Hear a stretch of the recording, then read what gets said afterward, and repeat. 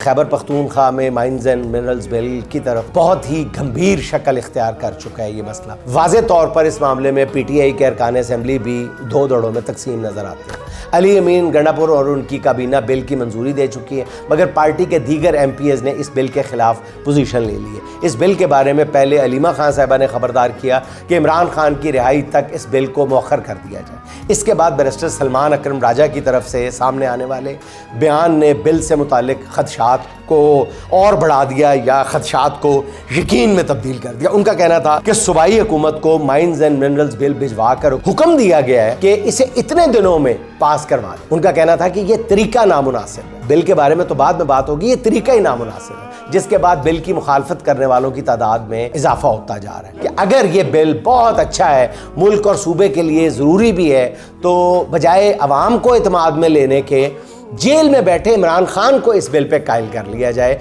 इमरान खान का जो फैसला हो वो अलीमा खान पहले मुलाकात करे और फिर बाहर आके कौम को बता दें, तो पूरी कौम खुद ही इस फैसले से मुतमईन हो जाएगी। पीटीआई के मुखालिफिन बिल के मामले में एक और साजिशी थ्योरी पर बात कर रहे हैं। उनका कहना यह है कि बिल की मंजूरी देकर सूबाई काबीना गलत शॉट खेल चुकी है और अब इस डैमेज को कंट्रोल करने के लिए पूरी प्लानिंग से पीटीआई के अंदर से इस बिल के खिलाफ आवाज़ें उठवाई जा रही हैं, जिससे ये तासुर दिया जा रहा है कि इस बिल की मंजूरी से अली अमीन गंडापुर की हुकूमत मुश्किल में आ सकती है और ये बात वज़ीर आला की तब्दीली तक भी जा सकती है और मुखालिफिन और वफाकी हुकूमत को ये फ्रेंडली मुकाबला दिखाकर अली अमीन गंडापुर खुद भी इस बिल से पीछे हट रहे हैं। बहरहाल नाज़रीन, अब अगर ये बिल इमरान खान की मंजूरी के बगैर पास हुआ तो फिर अली अमीन गंडापुर की हुकूमत के लिए ये बहुत बुरी खबर हो।